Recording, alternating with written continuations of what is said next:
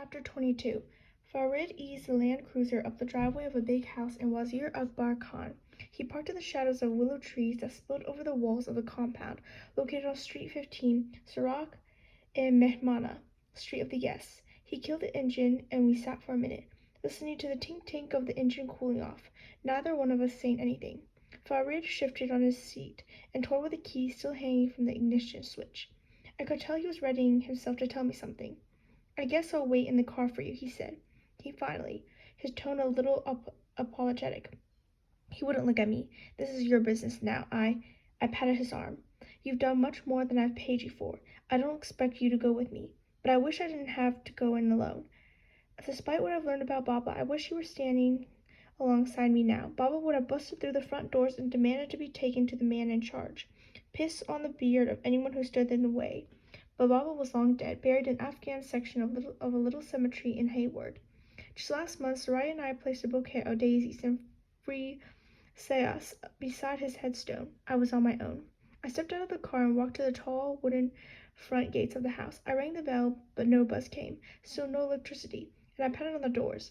A moment later, I heard the terse voices from the other side, and a pair of men toting Kalashnikovs answered the door. I glanced at Farid sitting in the car and mouthed, "I'll be back," not so sure at all that I would be. The armed men frisked me head to toe, patting my legs, felt my crotch. One of them said something in Pashto, and they both chuckled. We stepped through the front gates. The two guards escorted me along a well-manicured lawn, past a row of geraniums and stubby bushes lined along the wall. An old hand-pump water well stood at the far end of the yard. I remember how Kaka Hamayun's house in Jalalabad had water well like that. The twins, Fazila and Karima, and I used to drop pebbles in it, listen for the plink. We climbed a few steps and entered a large, sparsely decorated house. We crossed the foyer. A large Afghan flag draped one of the walls, and the men took me upstairs to a room with twin mint green sofas and a big screen TV in the far corner. A prayer rug showing a slightly oblong Mecca was nailed to one of the walls. The older of the two men motioned toward the sofa with the barrel of his weapon. I sat down. They left the room. I crossed my legs, uncrossed them, sat with my sweaty hands on my knees. Did that make me look nervous? I clasped them together, decided that was worse, and just crossed my arms on my chest. Blood thudded in my temples. I felt utterly alone. Thoughts were flying around in my head, but I didn't want to think at all, because a sober part of me knew that what I had managed to get myself into was insanity. I was thousands of miles from my wife, sitting in a room that felt like holding a cell, waiting for a man who I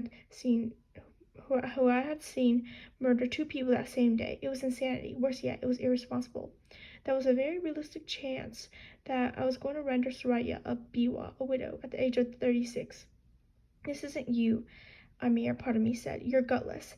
It's how you were made, and that's not such a bad thing, because your saving grace is that you've never lied to yourself about it. Not about that. Nothing wrong with cowardice as long as it comes with prudence. But when a coward stops to remember who he is, God help him." There was a coffee table by the sofa. The base was X-shaped, walnut-sized brass balls studding the ring with the metallic legs crossed. I'd seen that table before. Where? And then it came to me. At the crowded tea shop in Peshawar. That night I'd gone for a walk. On the table sat a bowl of red grapes. I plucked one and tossed it in my mouth. I'd preoccupy myself with something, anything, to silence the voice in my head. The grapes were sweet. I popped another one, unaware that it would be the last bit of solid food I would eat for a long time. The door opened, and two armed men returned, between them the tall Talib in white, still wearing his dark John Lennon glasses, looking like some broad-shouldered, new-age mystic guru. He took a seat across from me and lowered his hands on the armrests. For a long time he said nothing, just sat there, watching me, one hand drumming the upholstery, the other twirling turquoise-blue prayer beads. He wore a black vest over the white shirt now and a gold watch. I saw a splotch of dry blood on his left sleeve. I found it morbidly fascinating that he hasn't changed his clothes after the executions earlier that day. Periodically, his free hand floated up, and his thick fingers battered at something in the air. They made slow, stroking motions up and down, side to side, as if he were caressing an invisible pet. One of his sleeves retracted, and I saw marks on his forearm. I'd always seen those same tracks on homeless people living in grinning alleyways in San Francisco. His skin was much paler than the other two men's, almost sallow, and a crop of tiny sweat beads gleamed on his forehead just below the edge of his black turban. His beard, chest length like the others, was lighter in color too. "Salam alaikum," he said. "Salam." You can do away with that now, he said. Pardon? He turned his palm to one of the armed men in motion. Rip! Suddenly my cheeks were stinging, and the guard was tossing my beard up and down in his hand, giggling. The Talib grinned. One of the better ones I've seen in a while, but it really is so much better that way, I think, don't you? He twirled his fingers, snapped them, fists opening and closing. So, inshallah, you enjoyed the show today? Was that what it was? I said, rubbing my cheeks, hoping my voice didn't betray the explosion of terror I felt inside. Public justice is the greatest kind of show, my brother. Drama, suspense, and best of all, education and moss. He snapped his fingers. The younger of the two guards lit him a cigarette. The Talib laughed, mumbled to himself. His hands were shaking. He almost dropped the cigarette. But you want a real show. You should have been with me in Mazar, August 1998 that was. I'm sorry? We left them out for the dogs, I saw what he was getting at.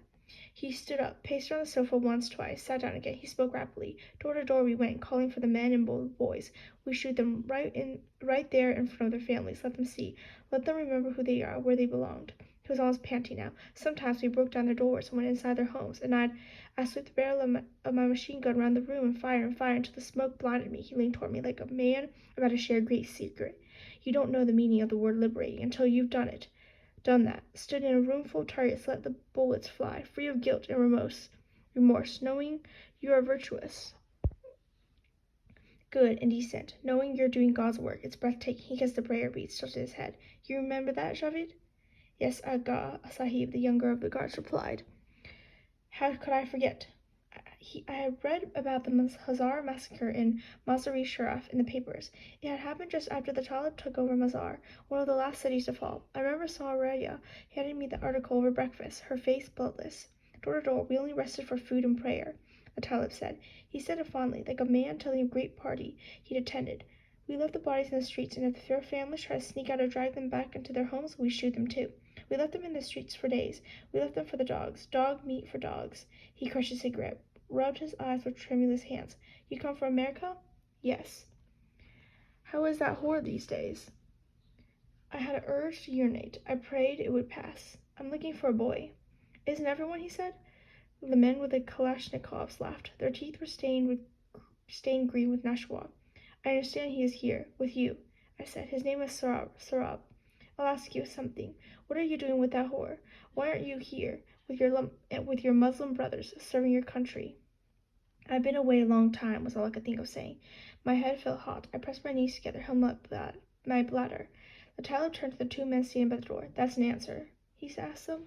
Nay, Aga Sahib, they said in unison, smiling. He turned his eyes to me, shrugged. Not an answer, they say. He took a drag of a cigarette.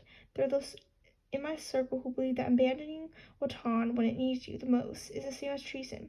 I could have you arrested for treason, have you shot for it even. Does that frighten you? I'm only here for a boy. Does that frighten you? Yes, it should be, he said. He leaned back on the sofa, crushed a cigarette. I thought about Soraya. It calmed me. I thought of her sickle-shaped birthmark, the elegant curve of her neck, her luminous eyes. I thought of our wedding night, gazing at each other's reflection in the mirror under the green veil, and how her cheeks blushed when I whispered that I loved her. I remember the two of us dancing to an old Afghan song, round and round, everyone watching, clapping, the world a blur of flowers, dresses, tuxedos, and smiling faces. The Talib was saying something. Pardon? I said, would you like to see him? Would you like to see my boy? His upper lip curled in a sneer when he said those last two words. Yes. The guard left the room. I heard the creak of a door swinging open. Heard the guard say something in Pashto in a hard voice. Then footfalls and the jingle of bells with each step. It reminded me of the monkey man Hassan and I used to chase down in Shahrinu. We used to pay him a rupiah of our allowance for a dance. The bell around the monkey's neck had made that same jingling sound. Then the door opened, and the guard walked in. He carried a stereo, a boombox on his shoulder. Behind him, a boy dressed in a loose sapphire blue parantuban followed. The resemblance was breathtaking, disorientating. Rahim Khan's Polaroid hadn't done justice to it. The boy had his father's round moon face, his pointy stub of a chin, his twisted seashell ears, and the same slight frame.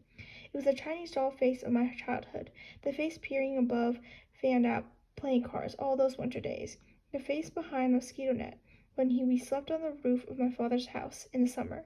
His head was shaved, his eyes darkened with mascara, and his cheeks glowed with an unnatural red.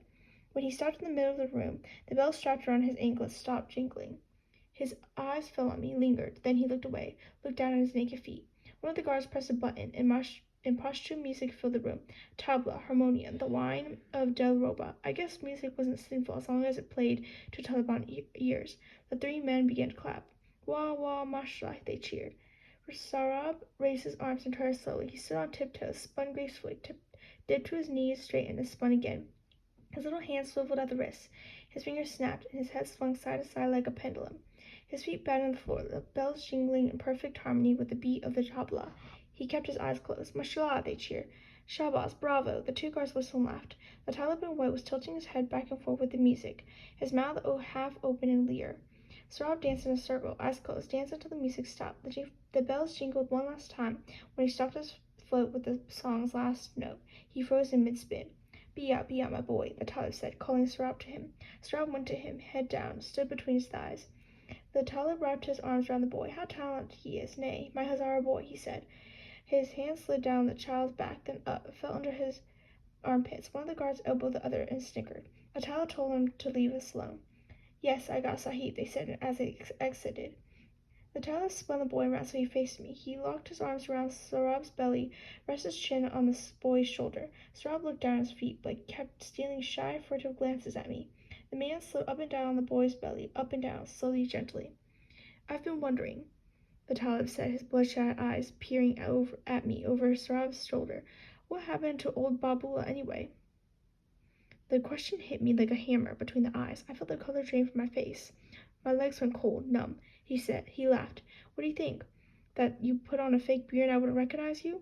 Here's something I'll bet you never knew about me. I never forget a face, not ever. He brushed his lips against Sarab's ear, kept his eyes on me. I heard your father died, tisk. I always did want to take him on. Looks like I have settled for his weakling of a son. Then he took off his sunglasses and locked his bloodshot blue eyes on mine. I tried to take a breath and I couldn't. I tried to blink and couldn't. The moment felt surreal. No, not surreal. Absurd. It had knocked the breath out of me, brought the world around me to a standstill. My face was burning. What was the old saying about the bad penny? My past was like that, always turning up. His name rose from the deep, and I didn't want to say it, as if uttering it might conjure him, but he was already here in the flesh, sitting less than 10 feet from me. After all these years, his name escaped my lips. Asef. Amir Jan. What are you doing here? I said, knowing how utterly foolish the question sounded, yet unable to think of anything else to say. Me, Asef arched an eyebrow. I'm in my element. The question is, what are you doing here? I already told you, I said. My voice was trembling. I wish I wouldn't do that.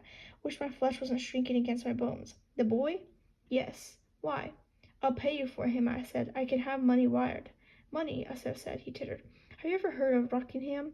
Western Australia, slice of heaven? You should see it. Miles and miles of beach.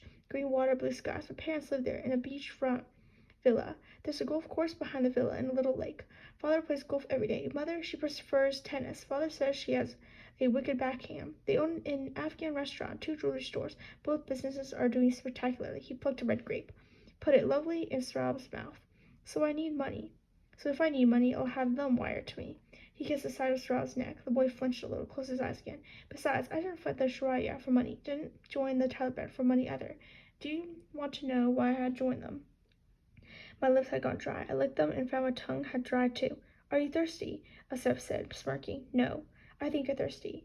I'm fine, I said. The truth was, the room felt hot suddenly. Sweat was bursting from my pores, prickling my skin. And was this really happening? Was I really sitting across from Asef? As you wish, he said. Anyway, where was I? Oh, yes. How I joined the Taliban. Well, as you remember, I wasn't much of a religious type, but one day I had an epiphany. I had it in jail. Do you want to hear? I said nothing. Good, I'll tell you, he said. I spent some time in jail at Pola Sharkey, just after Bob Rock Carmel took over in 1980. I ended up there one night when a group of Pashami soldiers marched into our house and ordered my father and me at gunpoint to follow them. The bastards didn't give a reason, and they wouldn't answer my mother's questions. Not that it was a mystery. Everyone knew the communists had no class. They came from poor families with no name. The same dogs who weren't fit to lick my shoes before the Sharia came were now ordering me at gunpoint. Pashami flagged on their lapels, making their little point about the fall of the bourgeoisie, and acting like they were the ones with class. It was happening all over. Round up the rich, throw them in jail, make an example for their comrades. Anyway, we were crammed in groups of 6, and these tiny cells, each the size of a refrigerator. Every night the commandant, a half Hazara, half Uzbek, thing who smelled like a rotting donkey would have one of the prisoners dragged out of the cell, and he beat him until sweat poured from his fat face. Then he lit a cigarette, crack his joints, and leave. The next night, he picked someone else. One night, he picked me. It couldn't have come at a worse time. I've been peeing blood for 3 days, kidney stones. If you never had one, believe me when I say it's the worst imaginable pain. My mother used to get them too. I remember she told me once she'd rather give birth than pass a kidney stone. Anyway, what do? They dragged me out and started kicking me. He had knee-high boots with steel toes, and he wore every night for his little kicking game, and he used them on me. I was screaming and screaming, and he kept kicking me, and then suddenly he kicked me on the left kidney, and the stone passed. Just like that. Oh, the relief, I still said. And I yelled, Allahu Akbar, and he kicked me even harder, and I started laughing. He got mad and hit me harder, and the harder he kicked me, the harder I laughed. They threw me back in the cell laughing. I kept laughing, because suddenly I knew that had been a message from God. He was on my side. He wanted me to live for a reason. You know, I ran into that commandment on the battlefield a few years later. Funny how God works. I found him in a trench just outside Mehmana, bleeding from a piece of sharp hole in his chest. He was still wearing those same boots. I asked him if he remembered me. He said no. I told him the same thing I just told you, that I never forgot his face, that I shot him in the balls. I've been on a mission since. What mission is that? I heard myself saying. Stoning adulterers, raping children, flogging women for wearing high heels, massacring Hazaras, all in the name of Islam? The words spilled suddenly and unexpectedly came out before I could yank the leash. I wish I would have taken them back, swallowed them, but they were out. I had crossed the line, and whatever little hope I had of getting out alive had vanished with those words. A look of surprise passed Asaf's face, briefly, and disappeared. I see this may turn out to be enjoyable after all, he said, snickering. But there are things traitors like you don't understand. Like what? Asaf's brow twitched. Like pride in your people, your customs, your language. Afghanistan is like a beautiful mansion littered with garbage, and someone has to take out the garbage. That's what you're doing in Mazar? Going door to door, taking out the garbage? Precisely.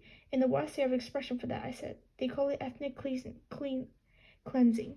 Do they? I said, face brightened. Ethnic cleansing. I like it. I like the sound of it. All I want is the boy. Ethnic cleansing, I said, murmured, tasting the words. I want the boy, I said again. Sorrel's eyes flicked at me. They were slaughtered sheep's eyes. They even had the mascara. I remembered how, on the day of Korban, the mullah in our backyard used to apply mascara to the eyes of the sheep and feed it a cube of sugar before slicing its throat. I thought I saw pleading in Sorab's eyes. Tell me why, Assess said. He pinched Sorab's earlobe between his teeth. Let go. Sweat beads rolled down his brow. That's my business. What do you want to do with him? He said in a quick smile. Or to him. That's disgusting, I said.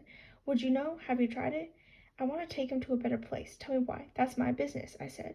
I don't know what had emboldened me to be so curt. Maybe the fact that I thought I was going to die anyway. I wonder, Asaf said. I wonder why you've come all this way, Amir. Come all this way for Hazara. Why are you here? Why are you really here? I have my reasons, I said. Very well, then, Asaf said, sneering. He shoved Sarab in the back, pushed him right into the table. Sarab's hip struck the table, knocking it upside down, splitting the grapes. He fell on them, face first, stained his shirt purple with grape juice. The table's legs, crossing through the ring of brass balls, were now pointed to the ceiling. Take him, then, Asaf said. I helped Sarab to his feet, swatting the bits of crushed grapes as stuck to his pants like barnacles to appear. Go, take him, Asaf said, pointing to the door. I took Sarab's hand. It was small, the skin dry and calloused. His fingers moved, laced themselves with mine. I saw Sarab in that Polaroid again, the way his arms was wrapped around Hassan's leg, his head resting against his father's hip. They'd both been smiling.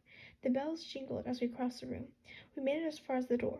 Of course, Asaf said behind us. I didn't say you could take him for free. I turned. What do you want? You have to earn him. What do you want? We have some unfinished business, you and I, Asaf said. You remember, don't you? He needn't have worried. I will never forget the day after Daud Khan overthrew the king. My entire adult life, whenever I heard Daud Khan's name, what I saw was Hassan with a slingshot pointed at Asaf's face. Hassan saying that they'd have to start calling him One-Eyed Asaf instead of Asaf Gashkor. I remember how envious I'd been of Hassan's bravery. Asaf had backed down, promised that in the end he'd get us both. He kept that promise with Hassan. Now it was my turn. All right, I said, not knowing what else there was to say. I wasn't about to beg. That would have only sweetened the moment for him. Asaf called the guards back into the room. I want you to listen to me, he said to them. In a moment, I'm going to close the door.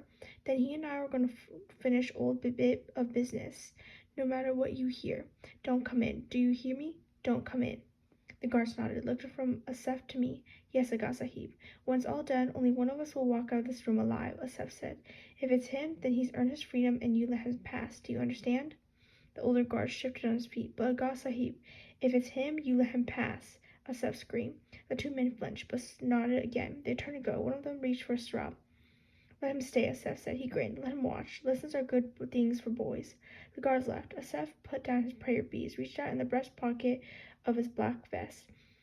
What he fished out that pocket didn't surprise me one bit. Stainless steel brass knuckles.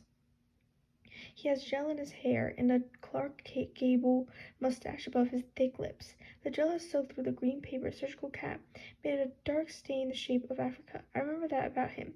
That and the old Allah chain round his dark neck. He's peering down at me, speaking rapidly in a language I don't understand. Urdu, I think. My eyes kept going to his Adam's apple, bobbing up and down, up and down.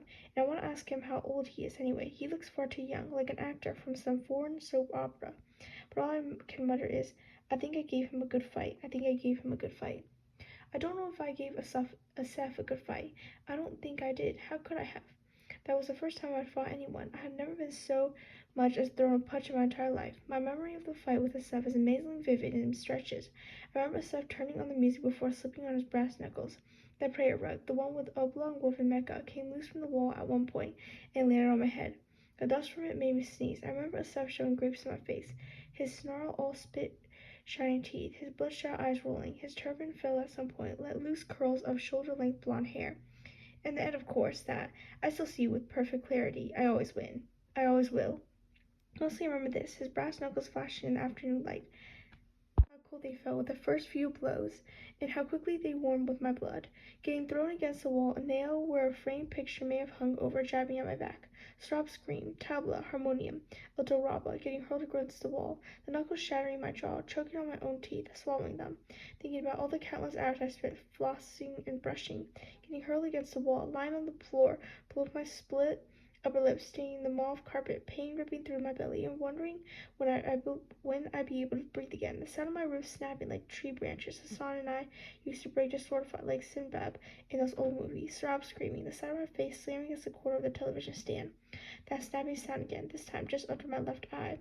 Music, Sarab screaming. Fingers grasping my hair, pulling my head back. Twinkle stainless steel, here they come.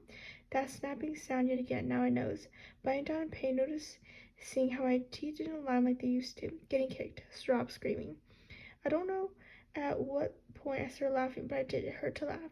Hurt my jaws, my ribs, my throat, but I laughed. I was laughing, and the harder I laughed, the harder he kicked me, punched me, and scratched me.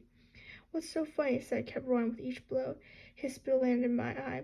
Sarab screamed. What's so funny? Asad bellowed. Another rib snapped, this time left lower. What was so funny was that for the first time since the winter of 1975, I felt at peace. I laughed because I saw that in some hidden nook in a corner of my eye, I'd even been looking forward to this. I remember the day on the hill I had pelted Hassan with pomegranates and tried to provoke him. He just stood there, doing nothing, red juice soaking through his shirt like blood. Then he'd taken the pomegranate from my hand, crushed it against his forehead. Are you satisfied now? He hissed. Do you feel better? I hadn't been happy, and I hadn't felt better, not at all, but now I did now. My body was broken, just how badly I wouldn't find out until later. But I felt healed at last. I laughed. That I'll take to my grave. I was on the ground laughing. Asaf straddling my chest, his face a mask of lunacy, framed by snarls of his hair swaying inches from my face. His free hand was locked around my throat. The other, the one with his brass knuckles cocked above his shoulder, he raised his fist higher, raised it for another blow. Then, boss, a thin voice. We both looked. Please, no more. I remember something the orphanage director had said when he opened the door to me and Farid. What had been his name? Zaman? He's inseparable from that thing, he had said. He tucks it in the waist of his pants everywhere he goes. No more. Twin trails of black mascara mixed with tears had rolled down his cheeks, speared the rug. His lower lip trembled, mucus sweet from his nose. Boss, he croaked. His hand was cocked above his shoulder, holding the cup of the slingshot at the end of the elastic band, which was pulled all the way back. There was something in the cup, something shiny and yellow. I blinked the blood from my eyes, and saw it was one of the brass balls from the ring in the table base. Sarab had the slingshot pointed at Asaf's face. No more, God, please, he said, his voice husky and trembling. Stop hurting him. Asaf's mouth moved moved wordlessly. He began to say something, stopped. "What do you think you're doing?" he finally said. "Please stop," Sarab said, fresh tears pooling in his green eyes, mixing with mascara. "Put it down, Hazara," Asef said. "Put it down, or what I'm doing to him will be a gentle ear twisting compared to what I'll do to you." The tears broke free. Sarab shook his head. "Please, Aga," he said. "Stop. Put it down. Please don't hurt him anymore. Put it down. Please, put it down. Boss, put it down." Asef let go of my throat, lunged at Sarab. The slingshot made a twist sound when Sarab released the cup. Then Asef was screaming. He put his hand where his left eye had been just a moment ago. Blood oozed between his fingers. Blood and something else, something white and gel-like. "That's called vitreous fluid," I thought with clarity. "I've read that somewhere. Vitreous fluid." Asaf rolled on the carpet, rolled side to side, shrieking, his hand still cupped over the bloody socket. "Let's go," Sarab said. He took my hand, helped me to my feet. Every inch of my battered body went with pain. Behind Asaf kept shrieking. Get out," he screamed. Teetering, I opened the door. The guards' eyes widened when they saw me, and I wondered what I looked like. My stomach hurt with each breath. One of the guards said something Pashto, and then they blew past us, running into the room where Asaf was still screaming out. "Bia," Sarab said, pulling my hand. "Let's go." I stumbled down the hallway, Sarab's little hand in mine. I took a final look over my shoulder. The guards were huddling over Asaf, doing something to his face, and I understood. The brass ball was stuck in his empty eye socket. The whole world rocking up and down, swooping side to side, hobbled down the steps, leaning on Sarab. From above, Asaf's scream went on and on, the cries of a wounded animal. We made it out of sight into daylight, my arm around Sarab's shoulder, and I saw Farid running toward us. "Bismillah, Bismillah," he said, eyes bulging at the sight of me. He slung my arm around his shoulder and lifted me, carried me to the truck running. I think I screamed. I watched the way his sandals pounded the pavement, slapped his bag-housed heels. It hurt to breathe, and I was looking up at the roof of the Land Cruiser, in the back seat, the upholstery beige and ripped, listening to the ding-ding-ding signaling on an open door. Running footsteps around the truck, Farid and Sarab exchanging quick words. The truck's doors slammed shut and the engine roared to life. The car jerked forward and I felt a tiny hand on my forehead. I heard the voices on the street, some shouting, some trees blurring past in the window. Sarab was sobbing. Farid was repeating, "Bismillah, Bismillah." It was about then that I passed out.